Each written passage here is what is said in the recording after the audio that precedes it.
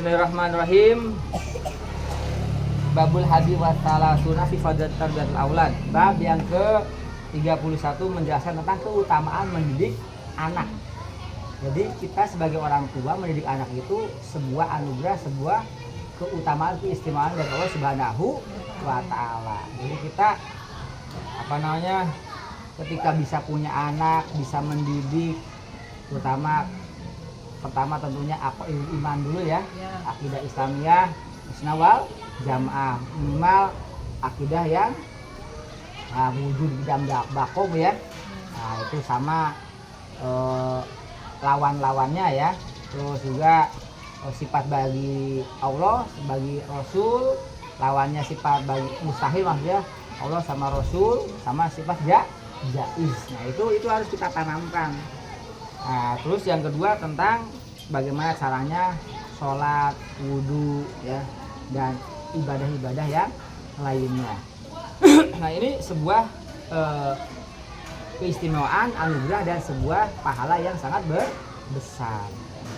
Banyak orang mau punya anak nggak bisa Bu ya, tapi kita kok bisa punya anak. Coba Ibu kalau dilihat aja, Ibu kok bisa sekarang anak ini gede kayak gini ya. Ini gimana prosesnya ya? Kita kan takjub ya. Berarti ini kekuasaan Allah. Kemarin saya kebetulan pulang dari Lirboyo tuh kan naik bis ya, bis namanya Rosalia Indah. Ini berangkat itu kan dari sana jam 1 sampai sini sekitar subuhan ya. Nah, kebetulan yang teman saya itu orang Blitar, aslinya dia orang Indramayu, mau ke Indramayu. Nah, sedangkan bisnya kan nggak keluar ke Indramayu, tetap di tol Cipali ya. Nah, maka di Solo dia dipindahin sama kru bis itu. Ya, ini ada apa namanya? Pindah ya gitu, transit.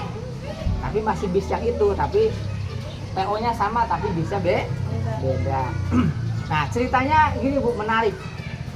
Si bapak ini cerita, saya kan tanya iseng, kok bisa istrinya Jawa Timur, terus bapaknya orang Indramayu. Ceritanya kata dia ketemunya di luar negeri. Wah, kata saya keren. Jadi ceritanya waktu lalu kerja di Taiwan. Kerja di Taiwan.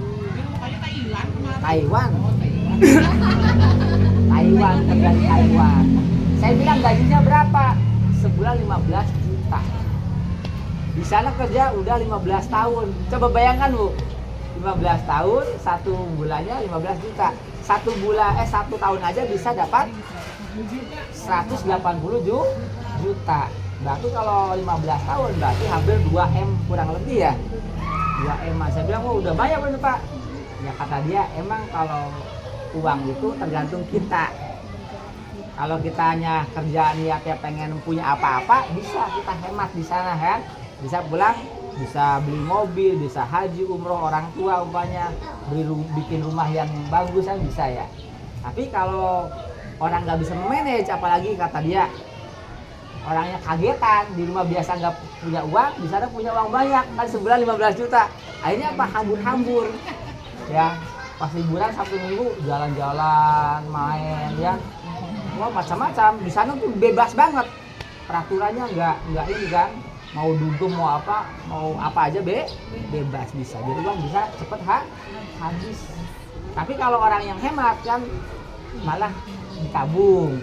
Terus lagi kalau dia liburan Sabtu Minggu, dia bisa juga bantuin tetangga kerja apa. Itu sehari bisa dapat 1 juta. Bantuin cuma nyambut-nyambutin rumput rumah, tetangga lagi beres-beres apa bisa ya minimal 800.000, kurang lebih 1 juta. Nah, kalau rajin. Nah, kata orang tuh kalau di luar negeri itu tenaga kita tuh dihargain. Jadi hargain betul. Kalau di Indonesia kurang dihargain.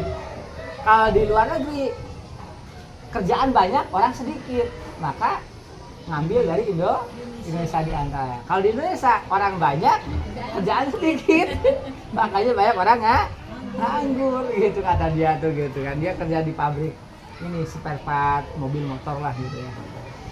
Nah, jadi Sekarang dia udah di rumah, udah katanya yang penting udah ada bekal buat buka usaha, buat beli mobil, bikin rumah gitu. Jadi udah 15 tahun cukup kata dia kan. Nah yang kedua, tadi saya udah sampai sholat kan, Isya ganti orang. Saya pas habis makan malam, orangnya beda sih. Orangnya itu berarti udah itu orang Sulawesi. Omongnya kan tiap ngomong tuh ada iya toh kayak gitu, iya toh gitu.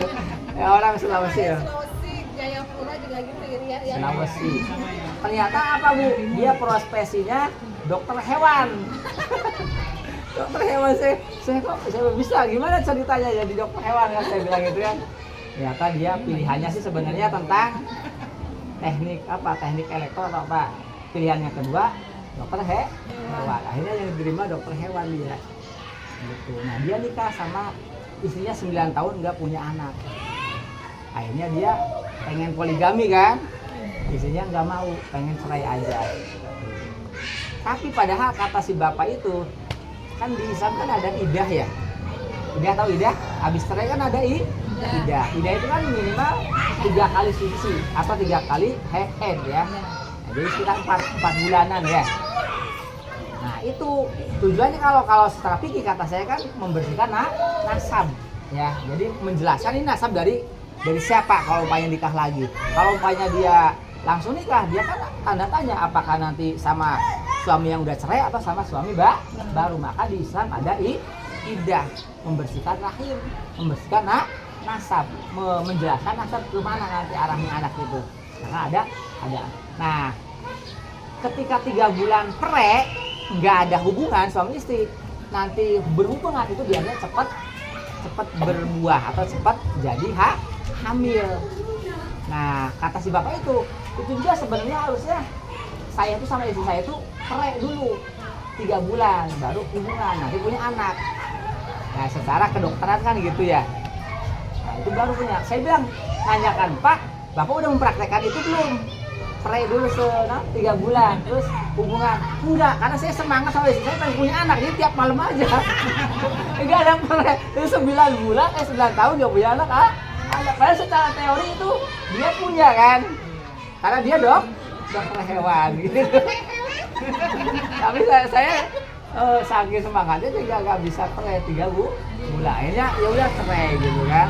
Nikah, akhirnya dia nggak mau pengen ketemu dengan sama istrinya, maka dia hijrah ke Sulawesi. Karena dia kuliah di UGM. Aslinya dia orang Jawa Tengah sebenarnya. Nah, akhirnya ke mana? Ke Sulawesi. Dia jadi pengurus Muhammadiyah. Dia tuh pengurus Muhammadiyah Sulawesi, ya provinsi Sulawesi. Nah kita berbicara tentang kesehatan, kedokteran, bicara tentang NU Muhammadiyah, bicara tentang keumatan, kebangsaan. Nah ini, jadi kan Ki Hasyim Asy'ari mendirikan NU ya, Ki Ahmad Dahlan mendirikan Muhammadiyah. Nah beliau ini temen, karena waktu sebelum berangkat belajar, bising jatuh itu siapa? Siapa itu? Naruh. Lihat, iya, itu 2 orang.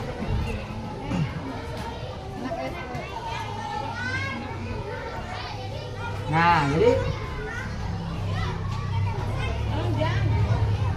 Ki Ahmad Dahlan mendirikan Muhammadiyah. Ki Hasyim Asy'ari mendirikan Nahdlatul Ulama. Beliau dua-duanya belajar di Kiai Haji Soleh Darat. Kiai Haji Soleh Darat di Semarang sebelum berangkat. Akhirnya habis dari Ki Soleh Darat, ya Ki Soleh Darat tuh muridnya diantara tadi Ki Hasyim Asy'ari sama Ki Ahmad Dahlan, ya. Di antara muridnya juga ada namanya Raden Ajeng Kartini. Nah, yang 2 ini Ki Hasyim Asy'ari sama Ki Ahmad Dahlan berangkat ke Mekah mau haji sama belajar agama.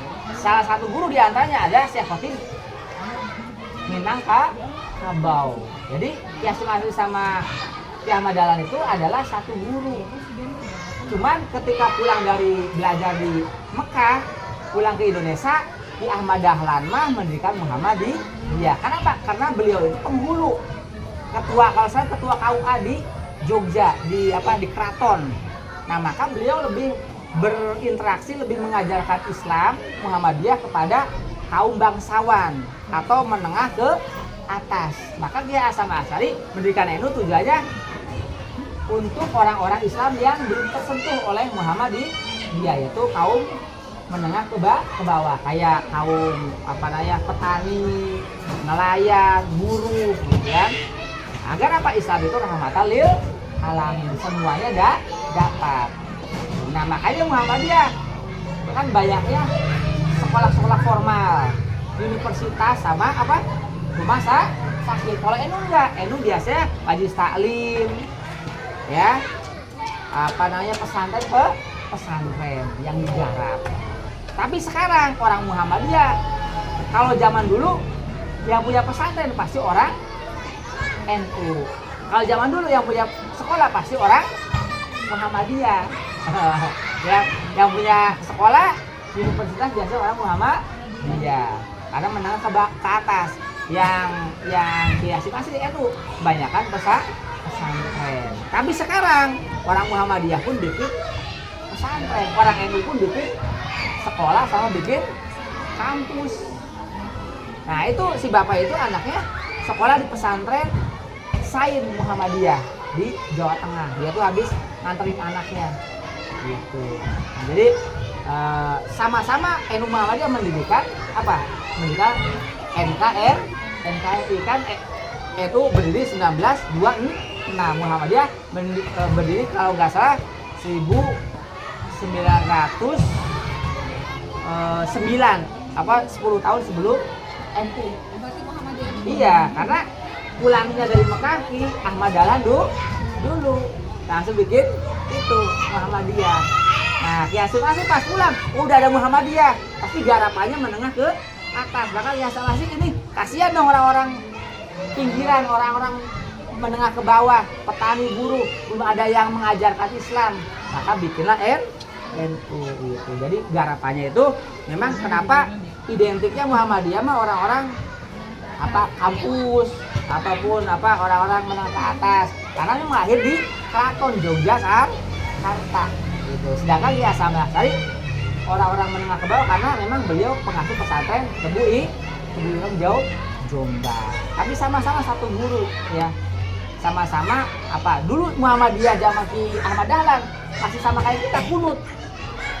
Ya Ki Ahmad Dahlan kunut, ya Suwadi kunut karena satu guru. Tapi Muhammadiyah sekarang jarang yang kunut gitu. Karena udah beda, karena mereka belajarnya sekarang pakai buku-buku yang biasa itu. Kalau Ki Hasim Asari, Ki Ahmad Dahlan kan belajar pakai kitab kuning dari guru-gurunya. Maka kunut gitu. Padahal awalnya sama satu guru gitu ya. Tapi kesini beda. Nah, sama-sama mendirikan NKRI. Nah, maka saya bilang kemarin kan membahas tentang konflik Timur Tengah, tentang Hormuz ya, tentang BBM dan lain sebagainya. Intinya apa? Intinya kita bagi-bagi tugas. Muhammadiyah tetap ibaratnya mengabdi kepada NKRI karena memang yang melahirkan NKRI. NU juga tetap mengabdi pada NKRI karena yang melahirkan NKRI. Cuma tugasnya beda. Yang sebagai dokter ya dokter, urus pasien dengan baik. Yang guru ya guru. Yang umpamanya nelayan, guru biasa. Sama yang ibu-ibu, orang tua murid, ya fokus mendidik anak. Gitu. Untuk kerjasama orang tua, guru sama murid agar soleha. Kalau dalam pendidikan nggak bisa kita jalan sendiri. Tiga ini kita harus kerja sama, guru, murid, wali murid. Wali murid rupanya nggak mensupport bukunya, bajunya, jajannya, transportasi pulang perginya, antar jemputnya, nggak akan bisa jalan. Guru juga kalau nggak mendidik dengan baik juga nggak akan jalan. Anak juga kalau nggak semangat belajar juga nggak akan jalan. Maka harus kerjasama. Oke, baik. Ini hadis Nabi. Wa qala an-nabi sallallahu alaihi wasallam, manahla walidun waladahu afdalu min adabin hasanin. Tidak ada yang paling baik yang diberikan orang tua kepada anak selain mendidik akhlakul karimah ya. Jadi ini penting ya. Akhlakul karimah itu apa? Akhlak yang baik itu adalah akhlak di mana kita berhubungan dengan Allah baik, dengan manusia juga baik, atau makhluk Allah yang lainnya Baik, bagaimana caranya baik? Caranya baik itu kalau ada orang kita hadir, dia merasa nyaman, merasa senang. Begitu juga dengan Allah, dengan Rasul. Kalau ada datang kita ke orang nggak merasa nyaman, dengan ucapan kita menyakitkan, dengan tangan kita memukul, dengan kaki kita menendang, itu kan nggak nyaman, berarti kita akhlaknya nggak baik. Jadi akhlak baik itu terpancar dari ucapan, dari tindakan, di mana sekeliling kita itu merasanya nyaman, merasa senang dengan kehadiran kita. Nah itu kita memberikan akhlak yang baik kepada anak kita, mendidik yang baik, itu sesuatu yang istimewa, melebihi gunung emas gunung yang kita berikan kepada anak-anak kita. Jadi jangan sampai kita mengejar harta tapi kita lupa mendidik anak kita tentang akhlakul karimah. Termasuk akhlakul karimah itu adalah akidah yang benar. Wa qala sallallahu la yadiba ar-rajul waladahu khairun min an tasaddaqa bisoin. Baginda Rasulullah SAW bersabda, seseorang orang tua mendidik anak itu lebih baik daripada dia bersodakoh satu sok kepada orang lain. Jadi ibu mendidik nih, katakan mengajarkan kebaikan, abatasa, mengajarkan doa, mengajarkan akhlak dan sebagainya, itu lebih baik daripada ibu bersodakoh berapa sok ataupun berapapun yang disodakohkan. Maka sodakoh yang paling utama adalah mendidik anak. Mendidik anak tuh harus dengan apa? Contoh yang konkret, ya. Ucapan kita jangan, kebun binatang kita keluarkan dari mulut kita, pakaian kita harus sesuai dengan agama kita, tindakan kita sesuai dengan agama kita. Kalau kita suruh anak-anak kita ngaji, kita udah ngaji duluan. Kalau kita suruh sholat anak-anak kita sudah sholat duluan. Kalau kita suruh makan kita sudah makan duluan. Anak sekarang kan gitu, kalau sholat, ibu udah sholat belum kan itu? Ibu ibunya bilang suruh makan, anak bilang ibu udah makan belum? Suruh tidur, ibu udah tidur belum? Nah, maka supaya nggak ada pertanyaan seperti itu, kita harus lakukan terlebih dahulu. Itu namanya uswah atau contoh bagi anak-anak kita, ya. Jadi sebenarnya kalau mau menjadi orang tua itu harus menjadi orang tua yang soleh dulu. Baru kita berharap kepada anak kita soleha. Ini mah kita belum soleha, kita berharap seperti kita manggang sate, ya. Satenya di lantai 2, apa namanya? Apinya di lantai 1 yang gak nyambung. Nah, kalau kita enggak soleh duluan, gitu. Maka kita wajib soleh dulu, wajib pinter dulu. Kita berharap pinter sama anak kitanya nggak pinter, bagaimana caranya? Bayangkan anak nih, kalau kita lihat ya, anak yang baik secara akademik, secara akhlak, itu biasanya dibimbing oleh orang tua yang nggak baik di rumah. Kenapa? Karena di sekolah itu waktunya sebentar. Yang lebih banyak adalah orang tua. Maka kalau ada anak dibantu belajarnya di rumah, itu biasanya yang lebih baik daripada teman-teman yang lain. Gitu. Pertanyaannya, apakah ibu-ibu suka nemenin anak belajar apa enggak? Bu Aja, Bu Amas, nemenin belajar apa enggak? Apakah jam nemenin anak itu setengah jam atau 1 jam, dengan HP 2 jam atau 3 jam? Kan gitu. Apa ngobrol sama temen atau sama siapa kan gitu? Boleh ngobrol, boleh HP-an, tapi mungkin sisihkan waktu 15 menit aja nemenin anak untuk belajar. Apa sekedar ngerjain PR, apa sekedar baca doa, baca ikro, baca kayak cerita atau apa gitu. Kalau ada nemenin. Dulu singkat saya bisa ini bisa itu sama ibu saya diajarkannya itu, ya. Sampai bisa baca Quran itu ibu saya. Udah saya bisa baca Quran, bisa sholat, baru boleh sholat kudu sholat ke masjid gitu. Jadi ibu saya dulu ngajarkan dulu. Kalau belum bisa sama ibu dulu di rumah, udah bisa baru boleh sholat ke masjid atau ke musola. Sekarang kan enggak, malah suruh dulu ke sana berangkat, di rumahnya belum diajarkan. Jangan sampai anak dapat ilmu yang pertama itu dari orang lain, kalau bisa dari kita sebagai orang tuh juga sebagai jariahnya kita. Kan jariahnya apa? Yang akan menemani kita wafat ada tiga. Pertama adalah ilmu yang bermanfaat, kedua sedekah jariah, ketiga apa?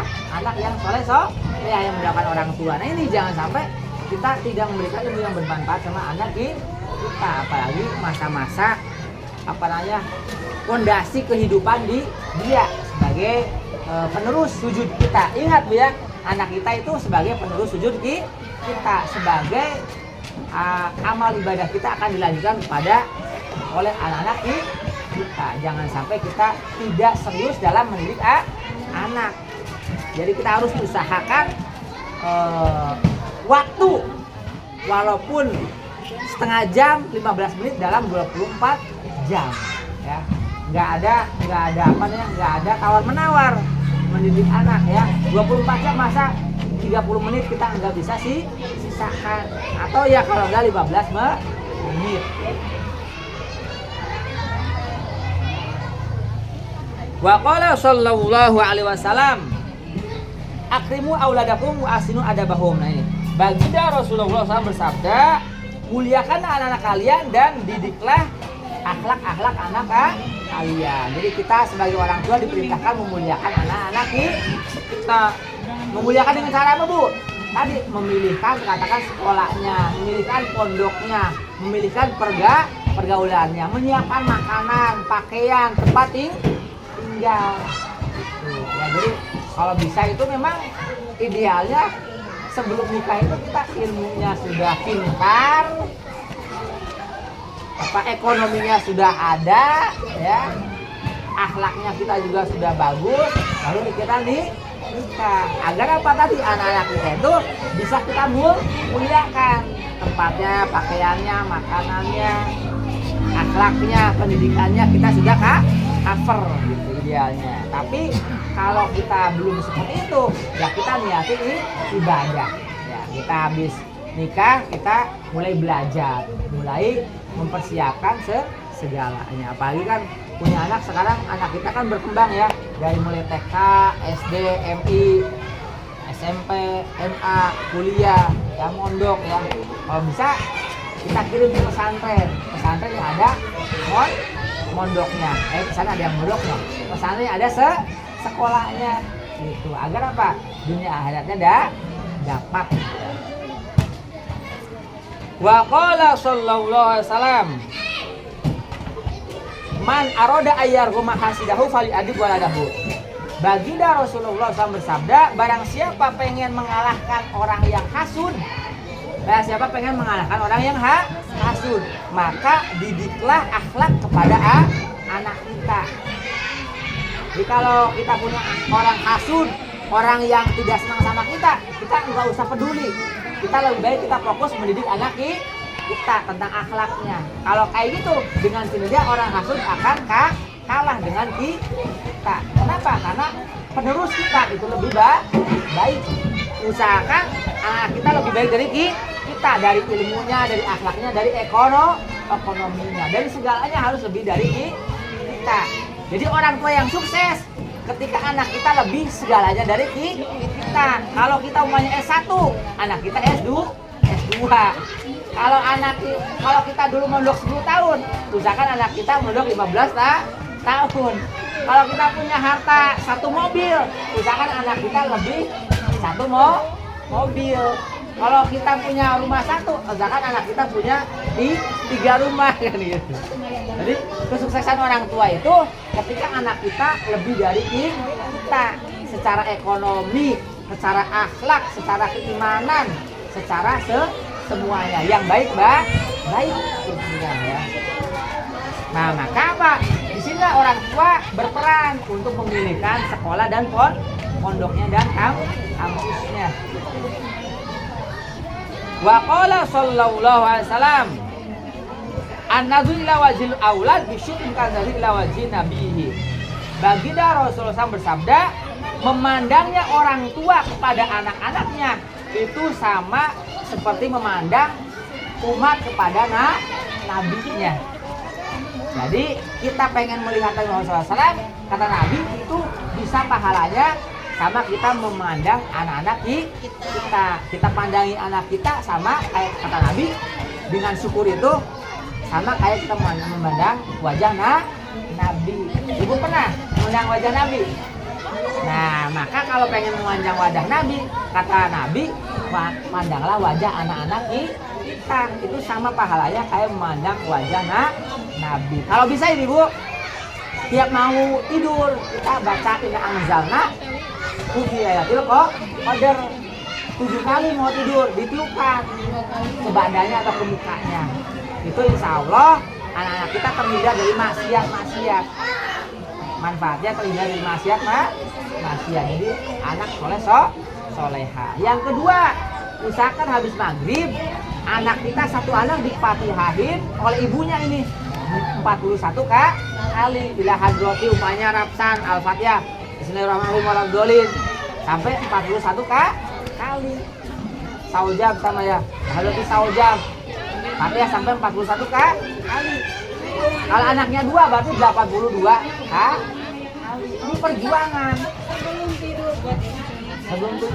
Enggak, kalau Fatihah habis maghrib. Kalau yang Inna Anzalna sebelum tidur. Jadi anak lagi tidur kita tiup. Baca dulu Inna Anzalna. Jadi kalau anak lagi tidur kita bacain, kita pandang, kita Inna Anzalna 7 kali. Ini supaya anak-anak terhindar dari maksiat, terutama namanya maksiat zina. Maksiat apa aja? Itu kita bacakan ibunya 7 kali, tiupkan ke ubun-ubunnya. Itu yang pertama, pas lagi tidur atau mau tidur ya tiupkan. Yang kedua, habis maghrib satu anak bacain Fatihah, ini ibunya yang harus melakukan 41 kali. Kalau Bu Aja punya anak 2 berarti 82 kali. Kalau Mas Auja punya anak 3 yang ada di rumah ya, kan niupnya di mana aja bisa sih. Punya anak 3, 4 sama aja. Ya, itu kalikan aja 41 kali. Kalikan anak kita ila hadrati Muhammad Idris Naim. Bismillahirrahmanirrahim terus ya. 41 kali ila hadrati Maryam Naim. Bismillahirrahmanirrahim. Wah, ya sabar dulu ceritanya saya singkat. Begitu. Nah, yang 11 ya. 11 ya. Nah, kalau 11 kali 41 kali ya. Ini makanya kenapa orang-orang dulu tuh hebat. Karena ibu-ibunya itu berjuang lahir batin. Jadi mau Fatihahin habis maghrib 41 kali. Mau tidur tiupin ubun-ubun Inna Anzalna Fi Lailatul Qadar 7 kali. Maka terhindar dari maksiat. Maka anak jadi soleha. Ini kata kiai-kiai yang melakukan harus ibunya. Kenapa? Karena Bapak Amar memang sudah fokus nyari nafkah gitu. Kenapa? Karena ibu kan waktunya banyak. Tapi sekarang tuh kalah sama setan gepeng ya. Sampai berjam-jam minimal. Kalau setan gepeng itu kan minimal 1 jam ya. Al-Fatihah 41 kali kayaknya 1 jam juga kurang. Cuman kita nggak mau kan. Ngeliatnya aja membayangnya 41 kali udah gimana gitu. Jadi kita nggak ada namanya perjuangan, pengorbanan buat anak kita soleha. Kalau kita lakukan, ya, insya Allah anak kita soleha. Orang tua yang baik adalah ketika anak kita lebih dari kita, secara ilmunya, secara ketakwaannya, secara ekonominya, secara semuanya. Kalau umpamanya tadi saya ucapkan, saya aja umpamanya orang tua punya mobil 1, orang tua, anak kita harus lebih dari 1, punya 5 umpamanya, dan baru anak orang tua sukses. Kita umpamanya takwanya 70%, anak kita 100%, akhlaknya, takwanya umpamanya. Nah itu, jadi bukan malah anak kita lebih rendah dari kita, berarti kita gagal sebagai orang tua. Caranya bagaimana anak kita lebih dari kita ekonomi dan akhlak dan takwanya? Ya kita harus didik. Kalau kita bisa sama kita, kalau nggak bisa maka carikan lembaga-lembaga pendidikan, pesantren, majelis taklim yang menunjang itu semua. Nggak apa-apa, apa nih ya, kita banting tulang nggak bisa tidur juga nggak apa-apa, kerja. Yang penting anak kita bisa bayar SPP. Yang penting anak kita bisa makan, bisa jajan di pondok, di sekolah. Itu orang tua saya seperti itu dulu. Ibu saya terutama ya. Bapak saya terus kerja di sawah, petani ya. Ibu saya malam-malam jam 1 udah bangun dagang sayuran di pasar. Habis subuh ke rumah pulang dagang lengko. Kalau di sini apa lengko tuh ya? Nasi ya. Sampai jam 7 dari subuh. Jam 7 berangkat lagi ke pasar dagang kain. Kain ini kain baju gitu ya. Sampai jam 12. Jam 12 pulang. Udah nyuci, ngepel rumah sampai asar. Asar ngajar nggak? Ngaji, anak-anak ada yang ngaji. Orang kampung ya. Asar. Maghrib ada yang ngaji lagi, ngajar nggak? Ngaji. Habis bisa ngaji sampai jam 10. Jam 10 baru bisa tidur. Sampai jam 1 bangun lah lagi. Itu terus. Udah pokoknya beliau, saya bilang kan kalau di Cirebon manggil itu mie namanya. Mie capek enggak? Enggak apa-apa, mie capek. Yang penting anak-anak mie harus bisa mondok, harus bisa ngaji, harus bisa belajar. Itu jadi orang tua yang kayak gitu, itu insya Allah anaknya bisa soleha. Walaupun belum tentu, tapi minimal ada ikhtiar, ada usaha. Ya, jadi kita harus usaha. Nah tadi ditambahin lagi tadi ya, minimal ibu-ibu apa? Ibu-ibu kan udah enak ya, suami-suaminya udah mensupport biayanya apa, tinggal apa? Lakukan habis maghrib 41 kali Fatihah buat anak-anak kita, anak-anak ibu-ibu ya. Mau tidur kita anzalna 7 kali. Habis sholat doakan ya, tuh doa apa? Robbana habna azwajna dzurriyyatina qurrata waj'alna lil imama itu terus baca kayak gitu ya. Atau Rabbi habna sholihin. Terus baca ya. Kalau bisa ibu-ibu puasa Senin Kamis ditambah puasa hari anak kita lahir. Ibu saya dulu kayak gitu. Banyak anak ibu saya anaknya kan 11. Itu hari cuma ada 7 ya. Gimana tuh? Jadi puasa di Senin Kamis tambah puasa anak kita. Sekarang Bu aja Nawal hari apa? Puasa. Kita lihat. Muhammad hari apa, Bu? Puasa. Gitu. Cuma kan sekarang zaman sekarang mah jarang. Maka kalau ada berarti itu ibu istimewa. Jadi kalau ada orang sukses itu Bu, kalau ada orang sukses itu yang harus ditanya 2. Ada orang sukses itu yang harus ditanya 2. Pertama siapa ibunya? Yang kedua siapa istrinya? Udah itu. Apa? Itu yang menunjang ya. Istri yang bisa melahirkan anak-anak soleha. Jadi kalau ada orang sukses pasti ibunya solehah, istrinya solehah. Jadi dia mau berjuang, tidurnya kurangin buat apa? Buat tahajudnya, buat sholawatnya, buat baca Qur'annya. Apa? HP-nya kurangin, habis maghrib minimal 41 kali baca Fatihah. Ya. Mau anak-anak lagi tidur, bacakan Inna Anzalna 7 kali tiupkan tubuh atau ke seluruh tubuhnya agar dijaga dari hal yang buruk, terutama maksiat.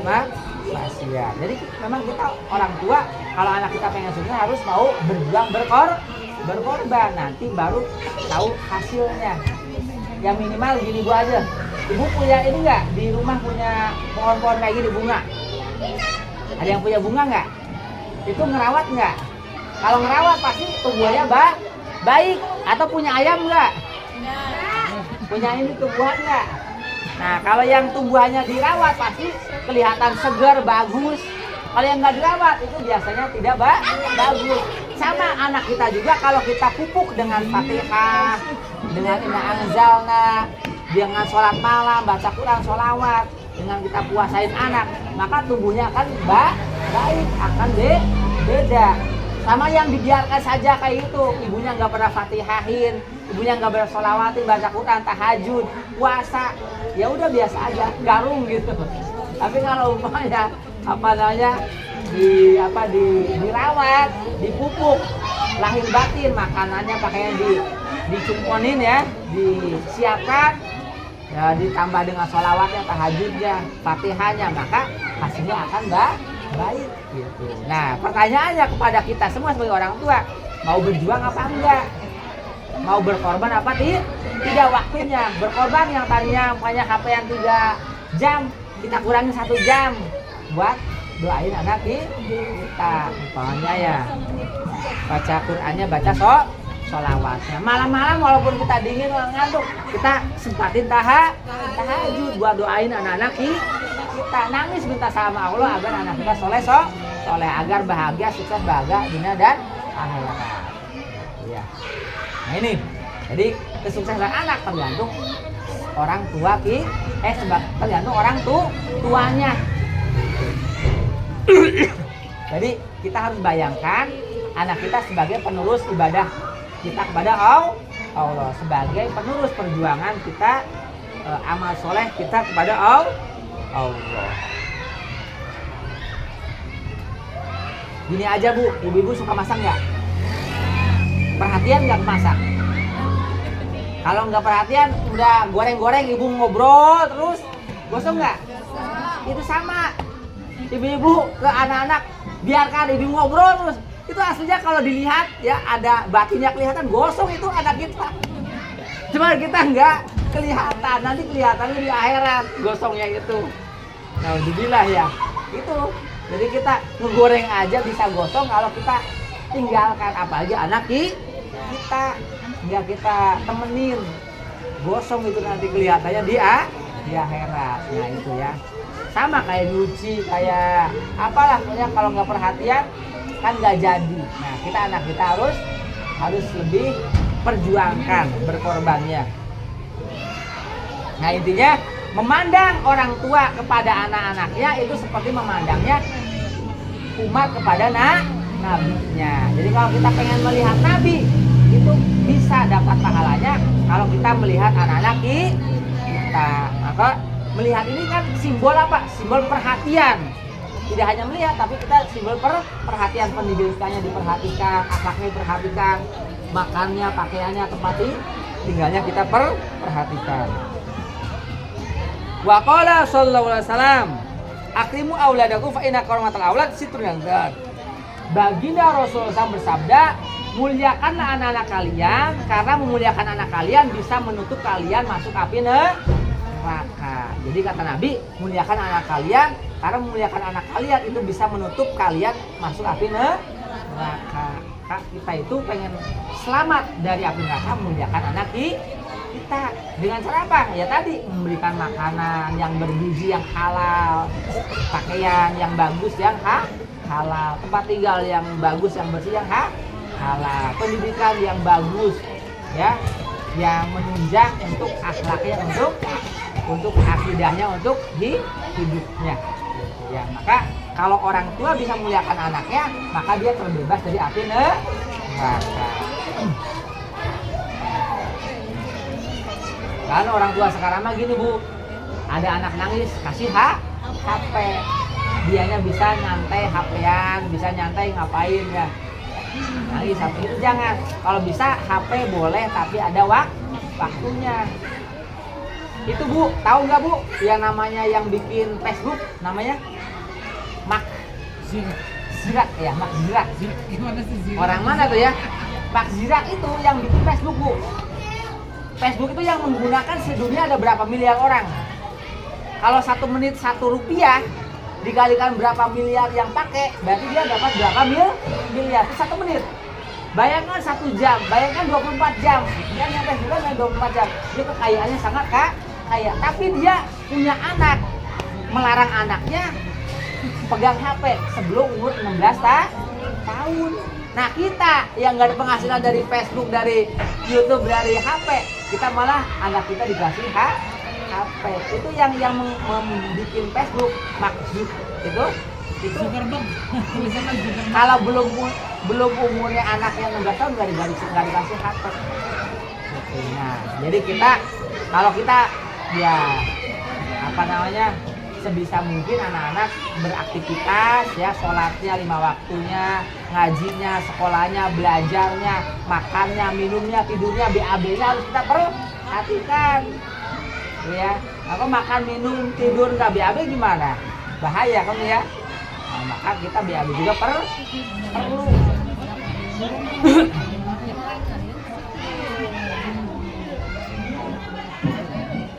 Wa qala sallallahu alaihi wasallam al aulad hirzinan nar wa akmahum baratun nar wa qurmatuhum jawazun al surat. Baginda Rasulullah SAW bersabda, anak-anak itu adalah penghalang orang tua masuk api neraka. Memuliakan anak-anak menjadi penghalang orang tua masuk api neraka. Makan dengan anak-anak, kita makan bareng nih sama anak-anak. Pernah nggak ibu makan bareng sama anak? Itu bisa membebaskan kita dari api neraka. Maka sering-sering kita makan sama anak-anak kita. Kalau bisa makan bareng ya, makan di rumah, makan di restoran, makan di mall, boleh, itu bisa membebaskan kita dari api neraka. Sekali-kali, jangan di rumah terus kan ya. Kali-kali mungkin setahun sekali ya, di mana kan gitu, di luar. Boleh ya gitu. Kalau kita niatnya apa tadi? Ibadah ya. Jadi makan orang tua dengan anak itu bisa membebaskan dari api neraka. Memuliakan anak-anak memudahkan kita mempercepat lewat Shirathul Mustaqim. Jadi kalau kita bisa memuliakan anak ya, pendidikannya kita pilihkan, makanannya kita pilihkan, bajunya kita pilihkan sesuai syariat Islam ya, maka kita lewat Shirathul Mustaqim akan mudah. Dengan sebab apa tadi? Kita memudahkan anak. Jadi anak itu bisa menjadi penghalang kita masuk api neraka. Makan beserta anak bisa membebaskan kita dari api neraka. Memuliakan anak bisa mempercepat, mempermudah lewat Shirathul Mustaqim. Tapi sebaliknya kalau kita nggak memuliakan anak, bisa jadi anak itu penyebab orang tua menjadi masuk api neraka. Katakan kita nggak memuliakan anak dengan cara tidak mendidik dengan baik, maka bisa jadi anak menggeret orang tua masuk api neraka. Wa qala salam akrimu auladakum fa inna man akrama aulad akramahullahu fil jannah. Baginda Rasulullah SAW bersabda, muliakanlah anak-anak kalian, karena sesungguhnya orang yang memuliakan anak, maka Allah akan memuliakan orang tersebut di surganya Allah Subhanahu wa ta'ala. Jadi Allah berjanji kalau ada orang tua memuliakan anak, maka Allah akan memuliakan orang tersebut di surganya Allah. Maka kita muliakan dengan cara mendidik yang baik, mempersiapkan makanan, minuman yang halal, yang bergizi, tempat tinggal yang baik ya, yang bagus, pakaian yang minimal yang menutup aurat. Wa qala sallallahu alaihi wasallam, inna fil jannah yuqallaha darul farah la yadkhulu ha illa man fariha as-sibyan. Baginda Rasulullah bersabda, di surga ada namanya darul farah, ada surga namanya rumah kebahagiaan. Darul farah, tidak akan masuk ke darul farah, surga darul farah, kecuali orang tua yang membahagiakan anak-anaknya. Jadi orang tua yang bisa membahagiakan anak-anaknya, maka dia akan tinggal di surga namanya darul farah, rumah kebahagiaan. Wa qala sallallahu alaihi wasallam inna fil jannah daran yuqallaha darul farah la yadkhuluha illa man fariha yatamal mu'minin. Ini hadis redaksi yang kedua. Baginda Rasulullah SAW bersabda, di surga ada namanya darul farah. Tidak akan masuk pada surga tersebut kecuali orang tua yang membahagiakan anak-anak yatim. Jadi orang tua atau orang-orang yang membahagiakan anak yatim nanti masuk kepada darul farah. Atau orang tua yang membahagiakan anak-anaknya, maka dia masuk namanya surga darul farah. Mudah-mudahan kita bisa membahagiakan anak-anak kita dengan memberikan makanan yang sehat, yang halal, yang bergizi, memberikan pakaian-pakaian yang indah, yang baik, yang suci, dan juga memberikan tempat tinggal yang baik, memberikan pendidikan yang terbaik, memberikan contoh yang terbaik, sehingga kita kalau bisa membahagiakan anak-anak kita akan ditempatkan di surganya Allah yang namanya darul farah. aktsara. Amin ya rabbal alamin. Mudah-mudahan anak kita semua dikuasai iman Islam, sehat afiat, panjang umur, berkah selamat, izin melimpah, berkah anak yang soleh, sukses, bahagia, selamat dunia dan akhirat. Dihindarkan dari semua maksiat, semua yang tidak kita inginkan. Amin ya rabbal alamin. Terima kasih, maaf. Assalamualaikum warahmatullahi wabarakatuh.